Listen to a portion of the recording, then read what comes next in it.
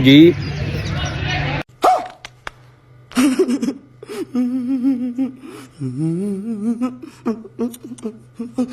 बाऊ जी वीडियो बनानी एडी सौखी गल नहीं।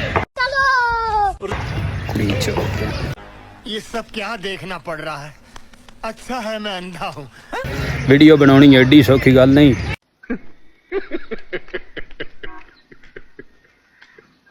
देखा उजड़े जवान, इसीलिए तो कहता हूँ वक्त के साथ चलो। खुदा दी कसमें हेठ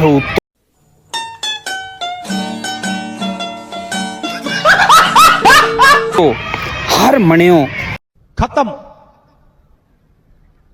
bye bye tata good bye गया। जिथो जिथो वेखो आइंदा पसीना आ वेंदा। ये कौन है? ये शबनम का आशिक है। शबनम ने इसे छोड़कर किसी और से शादी कर लिया।